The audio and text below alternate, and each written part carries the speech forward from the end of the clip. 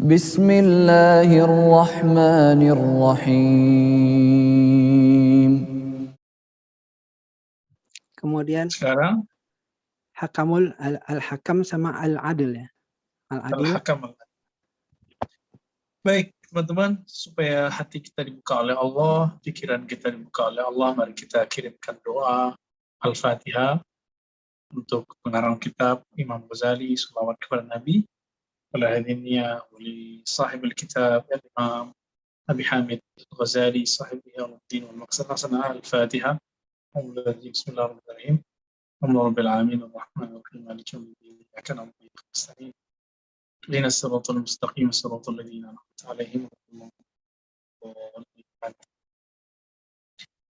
Sebelumnya kita sudah membahas tentang dua pasangan nama, Samiyah dan Al-Basir. Sekarang insya Allah kita akan mengkaji nama yang juga menarik dan sangat cocok dengan zaman kita sekarang, Al-Hakam dan Al-Adil. Al-Hakam, teman-teman, ini beda dengan Al-Hakim. Al-Hakim itu yang maha tepat kebijaksanaannya, yang maha bijak, kira-kira begitu, yang maha tepat. Sedangkan Al-Hakam maha tepat keputusan-keputusannya, maha tajam keputusan-keputusannya.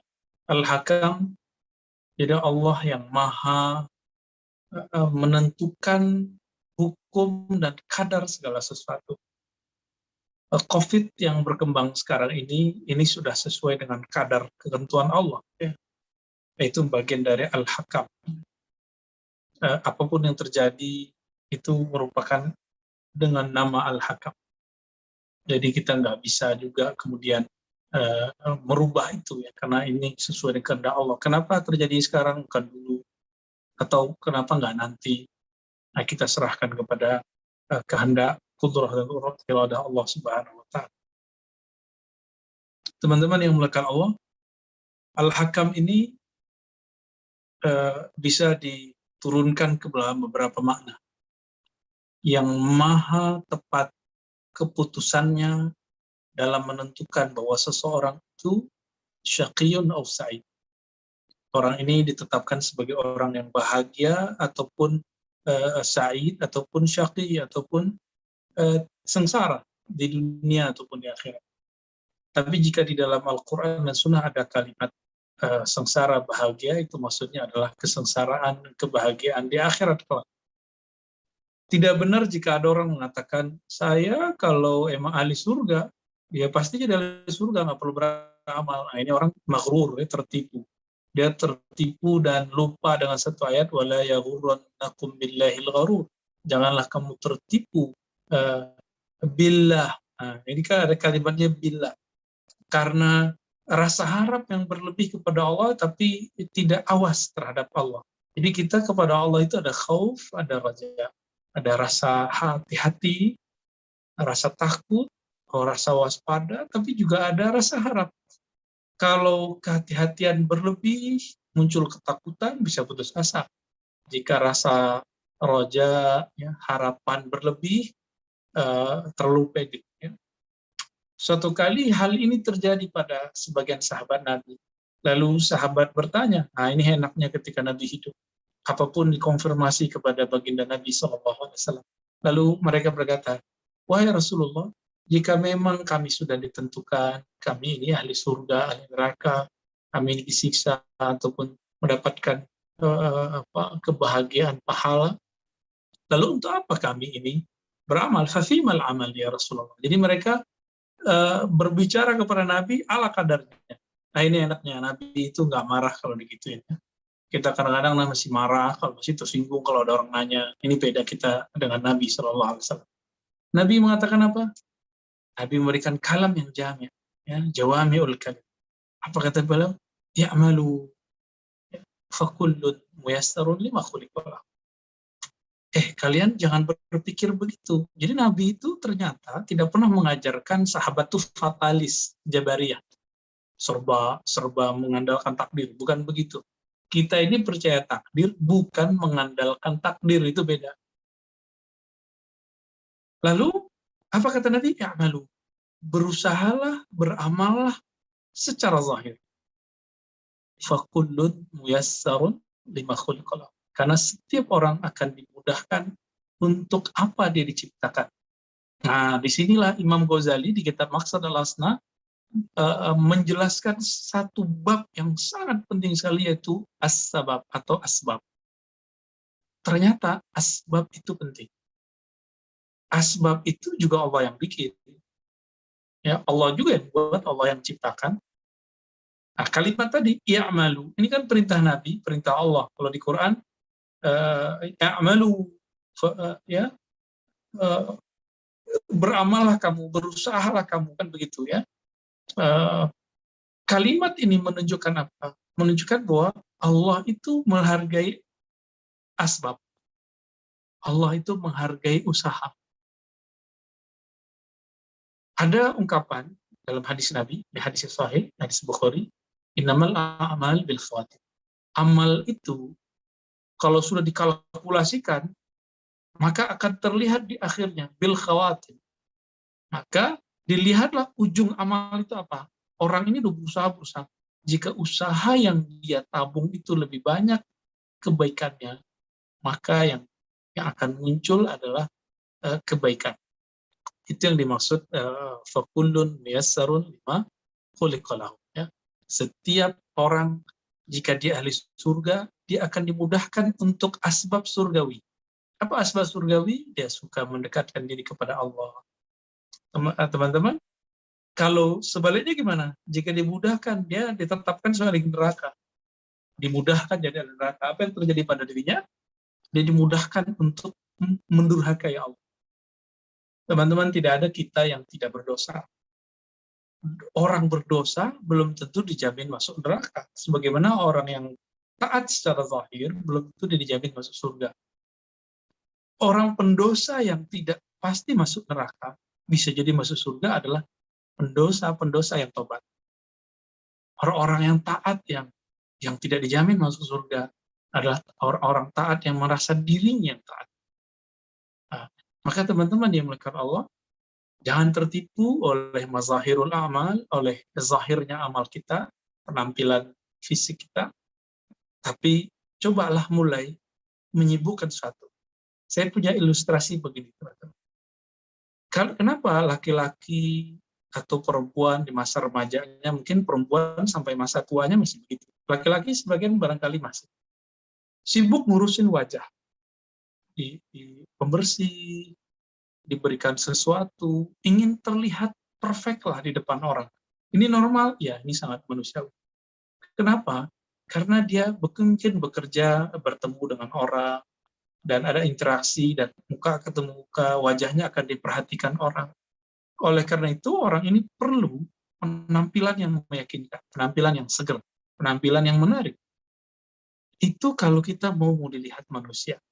Teman-teman, Allah itu alimum bidzatis sudur. Surat Luqman dan juga surat Taghabun, Allah itu maha tahu, maha memperhatikan apa yang di dalam qalb. Maka, jika kita suka merawat wajah ini, kalau kita ini termasuk orang yang ahlul jannah, atau orang yang ada arah ke sana, kita juga akan perhatikan urusan qalb. Kita juga akan perhatikan urusan qalbu ini selalu dipandang Allah. Jadi Allah Tabaraka wa Ta'ala selalu mandang ke dalam qalbu. Di qalbu ini lagi ngapain? Maka doa juga gak diterima kalau qalbunya gak koneksi dengan Allah. Ketika orang berdoa, dia memikirkan apa? Ketika orang berdoa, yang tergambar dalam dirinya apa? Dia minta ke tembok, dia minta ke sesuatu yang kosong, tiada, atau yang dia minta itu cuma alif lam lam ha, huruf, atau emang dia meyakini ada zat yang maha mutlak yang tidak dapat dicapai oleh pikirannya, tapi maha nyata dalam dirinya, yang menghidupkan badannya, yang menumbuhkan rambut-rambut di badannya, yang mengalirkan sumber darah di tubuhnya, yang menghantarkan rezeki kepadanya. Ini semuanya nyata.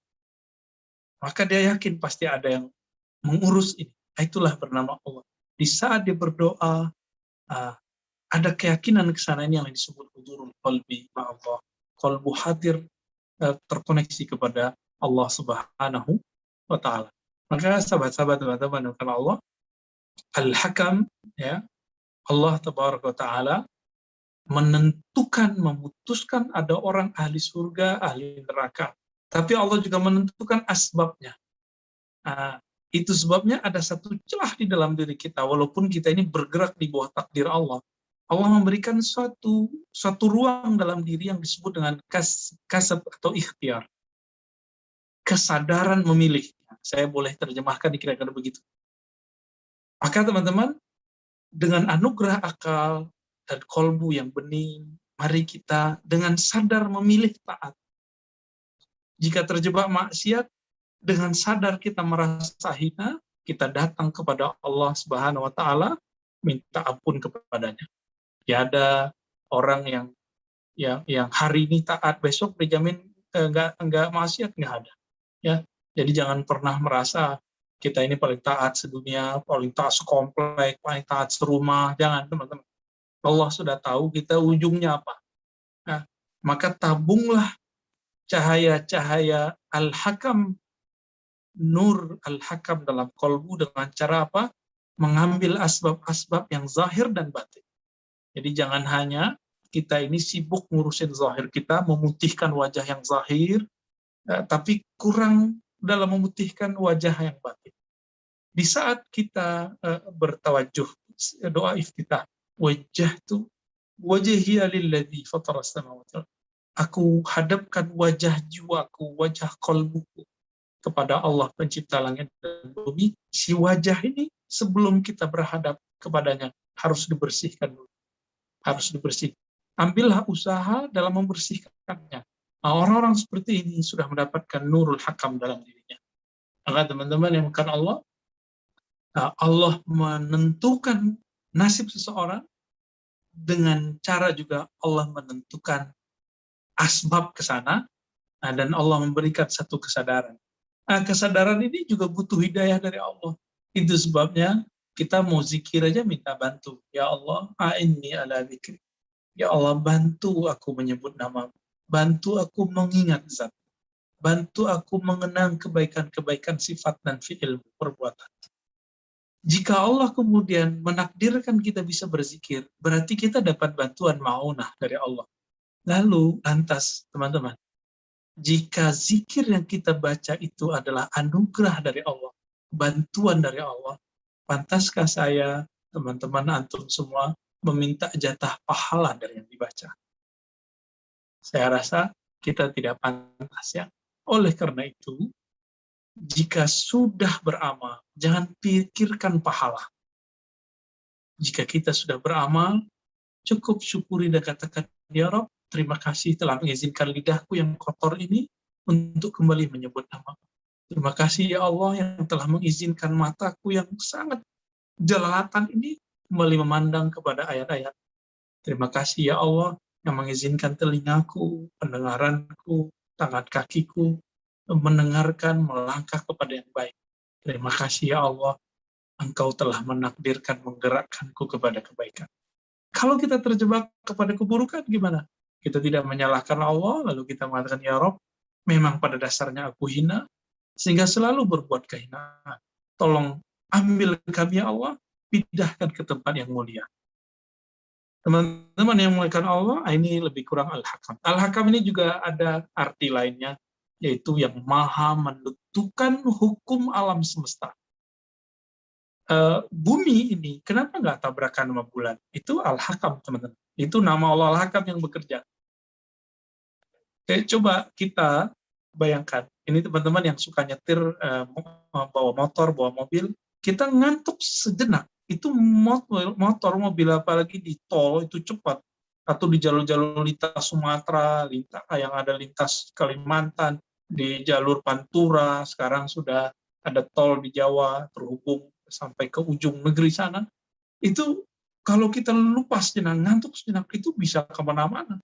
Bisa nabrak ini, nabrak itu. Kenapa jadi tabrakan? Kebanyakan hasil riset polisi dan orang-orang yang punya urusan mengurusin tol, apa kata mereka? Penyebabnya ngantuk. Hampir semua penyebabnya ngantuk. Makanya Allah Subhanahu wa taala mengulang kalam ini dalam Al-Qur'an. La ta'khudhuhu sinatu wala naum. Ketika Allah memutuskan segala sesuatu, Allah tidak akan kelelahan sehingga ngantuk dan mau tidur. Kita kalau mau rapat buat keputusan lelah, mau jalaninnya juga lelah.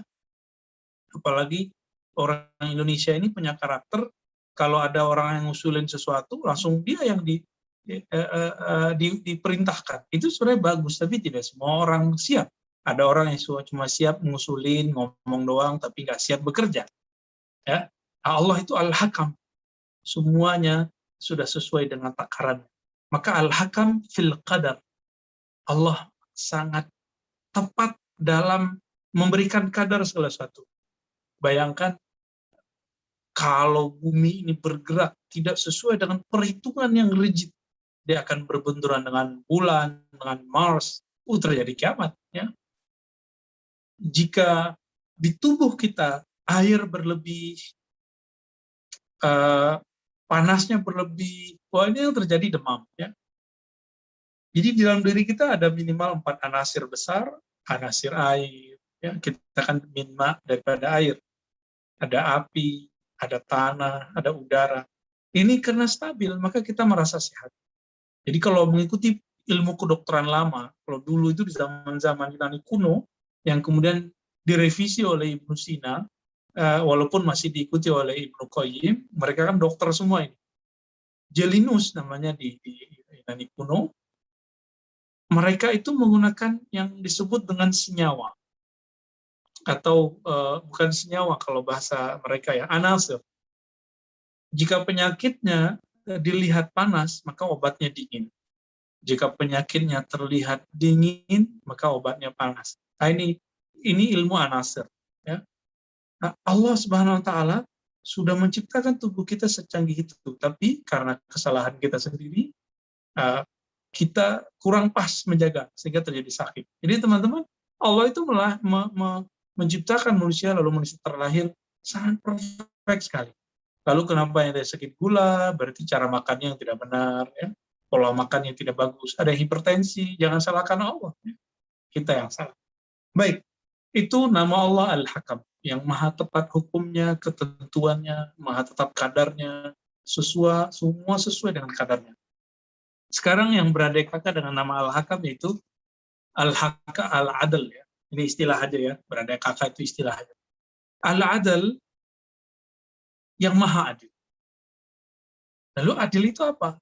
Adil ini sudah masuk ke dalam alam bawah sadar kita dari dulu dan masuk ke dalam pepatah-pepatah Melayu bahwa Al-Adl diambil dari bahasa Arab, waddu syai' fi makani, fi halih, fi manzilih, fi maqami. Meletakkan sesuatu tepat sesuai porsi, tempat, dan keadaan. Nah, itulah disebut Al-Adl. Kenapa Allah menciptakan khalifah di bumi manusia, bukan malaikat? Karena malaikat itu adalah makhluk dengan tipe penurut, statis, tidak harmonis, dan dinamis. Apa maksudnya? Malaikat itu statis, sangat kaku, diam, tenang, apa yang disuruh itu yang dikerjain. Makanya malaikat ini menjadi suruhan mulia di sisi Allah. Ya. La ya'sunallah, ya. Mereka tidak pernah mendurhakai Allah, dan apapun yang Allah perintahkan, mereka yaf'alun. Mereka kerjakan. Ada malaikat yang dari awal dicipta disuruh membaca Allahu Akbar, maka dia zikir Allahu Akbar sampai nanti kiamat. Ada malaikat yang membaca Subhanallahil Azim, Subhanallah bihamdi, maka sampai kiamat nanti itu yang dibaca. Sangat statis, sangat patuh. Namun walaupun begitu dan nggak pernah bosan. Jadi malaikat ini nggak pernah bosan zikir. Itu sebabnya teman-teman, jika di antara kita sudah ada yang terlatih wiridan zikir, berarti orang ini sisi malakiyahnya, sisi nur malaikatnya sudah mulai muncul dalam dirinya. Namun kita punya sisi lain, ya, sisi basyariah, manusiawi. Sisi manusiawi, sisi yang lawan dari statis, dia harmonis, dinamis, dia bergerak terus, bosanan, maka kita gampang bosan. Teman-teman, antum pasti ingat ada orang-orang yang kalau ngajar mungkin di sekolah atau ngajar di atas mimbar dulu, kalau ceramahnya yang diajarkan itu lama-lama kita bosan, kita mau sesuatu yang baru. Ya, begitu juga orang yang suka makannya itu lagi nanti bosan. Begitu juga ketika dia suka jalan-jalan, oh ke mall ini lagi, ke gunung ini lagi, ke villa itu lagi, dia akan bosan. Manusia punya sifat yang suka berubah-ubah, tantangan baru. Itu sebabnya Allah menakdirkan inni ja'ilun bil ardi khalifah.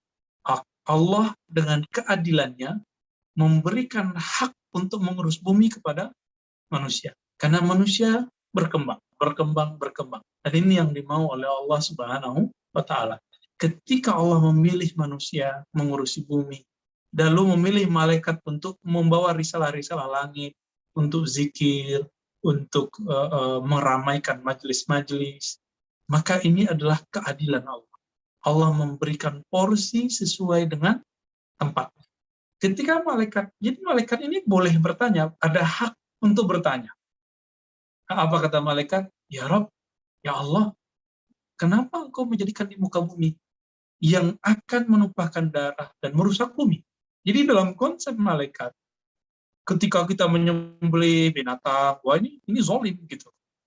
Dulu ya, ketika manusia memindahkan perbukitan tanah menjadi bangunan-bangunan tinggi, ya, kita ambil pasir, ngedam laut, ya, laut kan didam sehingga kemudian daratan menjadi luas. Ya, ini kan terjadi sekarang di utara Jakarta. Ya, ternyata ini berlanjut. Dulu cuma ya politisasi lah semua. Sekarang diam-diam ternyata jalan. Ya, mungkin di beberapa wilayah ini sudah biasa. Di Belanda misalnya itu ada wilayah yang sudah didam luar biasa. Teman-teman, ini oleh malaikat dianggap kerusakan, tapi bagi manusia ini dianggap kemajuan. Dan apa kemudian kata malaikat? Merusak di bumi. Ataj'alu fiha may yufsidu fiha wa yasfiku ad-dima. Ya Rabb, apakah engkau akan menciptakan di bumi yang merusak bumi, yang menumpahkan darah? Apa jawaban Allah? Wahai malaikat, walaupun malaikat tadi sudah pamer, wa nahnu nusabbihu bihamdika wa nuqaddisu lak. Kami ini bertasbih, kami ini mensucikan engkau. Tapi Allah mengatakan, aku tahu apa yang kamu tidak tahu. Ini bukti bahwa ahli zikir, tidak semua ahli zikir itu berbakat ngurusin leadership, kepemimpinan. Tidak semua orang ahli ibadah itu bisa diserahkan suatu amanah mengurus yang lain. Karena ibadah yang dia lakukan baru ibadah ritual. Dia belum bisa ibadah sosial, dia belum bisa ibadah politik. Ya. Itu politik itu teman-teman, jika orangnya tahu ini amanah, dia menjadi ibadah politik. Ya. Jika tidak, maka nanti bisa jadi riba politik, bisa menjadi macam-macam. Ya. Tapi saat Allah Tabaraka Ta'ala memilih kita di bumi, ini adalah keadilan Allah kepada bangsa-bangsa alam di semesta. Jadi bangsa-bangsa alam di semesta itu banyak sekali. Ada bangsa para malaikat, jauh sebelum mereka ada bangsa para nabi dan rasul, ada bangsa wali-wali Allah, ada bangsa nabat, hayawan, dan macam-macam ya. Dan kemudian Allah menyuruh kita untuk memimpin bumi, lalu menjadikan apa yang di alam semesta ini sebagai fasilitas. Walladzi khalaqa lakum ma fil ardi jami'an. Allah menjadikan apa saja di muka bumi ini sebagai fasilitas bagi kamu. Ya. Tapi ini sebagai amanah. Teman-teman yang bukan Allah, apabila seorang raja, dia punya tentara, dia punya ulama, intelektual, dia punya dokter, dia punya rakyat. Tentara diberikan masjid. Ulama diberikan senjata. Lalu dokter diberikan ngurus rakyat. Ngurusin politiknya rakyat. Apa yang terjadi? Walaupun semuanya ini baik kan, kalau tentara dikasih ke masjid kan bagus sholat. Tapi apa yang terjadi? Ini terjadi ketidakadilan. Jadi tidak adil itu memberikan sesuatu tidak sesuai dengan porsinya. Itu disebut tidak adil. Saya punya murid. Murid saya ada yang sudah setahun, ada yang 3 tahun. Lalu saya memberikan ilmu yang untuk orang yang 3 tahun kepada 1 tahun. Ini juga tidak adil. Sebaliknya, untuk orang yang sudah lama, saya ngasihnya ilmu yang baru, orang baru datang. Ini tidak adil. Nah, ini sebagai ilustrasi saja. Berdasarkan itu semua, Allah SWT menyebut dirinya Al-Adil. Allah memberikan amanah kepada semua benda-benda di alam semesta sesuai tugasnya. Air ditugaskan untuk apa, pepohonan ditugaskan untuk apa, api ditugaskan untuk apa, ya, udara untuk apa, manusia sebagai apa, jin sebagai apa, semuanya sudah Allah bagikan tugas. Pembagian ini bagian dari keadilan. Tapi di saat orang menerima amanah keadilan ini, ada yang menerimanya tidak dengan amanah. Nah, inilah yang akan kita tanggung jawabkan nanti di akhirat kelak, di hadapan Allah yang Maha Adil. Dia sudah bagi semua sesuai porsinya. Kenapa kita tidak menunaikan sesuai dengan yang dia titipkan kepada kita? Nah, teman-teman yang dimuliakan Allah, seorang guru juga mesti adil. Mursyid juga harus adil kepada muridnya. Oleh karena itu, mursyid-mursyid yang secara kerohanian langsung dibimbing oleh Allah Ta'ala tidak mungkin memberikan zikir yang monoton kepada murid-murid. Zikirnya pasti antara murid ini dengan murid ini kadang-kadang ada perbedaan angka kah, lama kah, formulasinya pasti ada perbedaan. Kenapa? Ini bagian dari nurul adil, cahaya keadilan. Ya, dan hindari menggunakan ayat-ayat Allah untuk kepentingan golongan politik, karena itu bagian dari ketidakadilan. Ya, jangan gunakan ayat mana saja untuk kepentingan pribadi. Ya, sahabat-sahabat karena Allah, supaya al-adl nurnya masuk ke dalam diri kita. Mari kita tiru itu, bersikaplah sesuai dengan porsinya, halnya. Inilah dikatakan Nabi dalam hadis Abu Daud, anzilun nas manazilhum. Tempatkanlah seseorang sesuai dengan manzilahnya. Nah, inilah nurul adil yang masuk ke dalam diri Nabi, maka Nabi berkalam kepada mereka, para sahabat, agar bersikap sesuai dengan keadaan. Suatu kali Nabi SAW pernah menerima tamu namanya Sa'ad bin Mu'adz. Ketika Sa'ad bin Mu'adz datang, beliau ini seorang pemimpin kaum, beliau seorang hakim di kaum. Apa kata Nabi? Umu li sayyidikum. Berdirilah kalian, hormati sayyidnya kalian. Inilah filosofi kenapa kita ketika bahal qiyam, berzanjian atau tibaan, kita kemudian berdiri. Ya, ini mengilustrasikan penghormatan kita ketika baca sholawat, seakan-akan kita menghadirkan Nabi ke dalam diri kita. Ya, terserah antum meyakini Nabi benar-benar hadir atau tidak, ini tergantung jatah ruhaninya dari Allah Subhanahu wa Ta'ala. Nanti kalau kita perpanjang, nanti ada orang sebelah yang nggak senang dengan omongan kita. Ya, baik. Mari mulai adil ke dalam diri. Adil ke dalam diri kita ini ada zahir, ada batin. Jika kita memperhatikan makanan zahir, kenapa tidak memperhatikan makanan yang batin?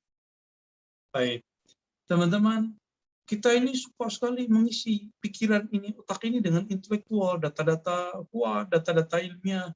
Kenapa kita tidak mengisi rohani kita dengan data-data kerohanian juga, keilmuan? Jangan hanya punya gelar zahir, tapi tidak punya kemampuan batin. Ya, maka mulailah setiap malam minimal witir 1 rakaat, 3 rakaat, 5 rakaat, 7 rakaat, 9 rakaat, 11 rakaat. Ya, coba mulai. Nggak sanggup 1 rakaat, lalu duduk sejenak, zikir kah, selawat kah, coba dilatih diri kita. Kemudian jika kita tahu diri kita ini sakit, kita datang ke dokter. Kenapa kalau kita tahu kolbu ini sakit, ciri-cirinya sholat mulai tidak nikmat, zikir sudah mulai tidak lezat, kenapa tidak datang kepada ahlinya? Agar dia menyembuhkan kolbu kita, memberikan obat. Baik, teman-teman yang dimuliakan Allah, mari adil ke dalam zahir kita, batin kita, akal, pikiran, tubuh ini, supaya Allah melihat kita sebagai hamba yang muqsitin, dan Allah cinta, yuhibbul muqsitin. Allah cinta kepada orang-orang yang bersikap adil. Adil kepada diri, adil ke dalam dunia sekitar kita, adil ke alam semesta. Allah pun jatuh cinta kepada orang-orang. Itulah yang disebut hamba Abdul Adil. Nasallallahu alaihi wasallam. Saya kembalikan kepada Pak Anas. Ya.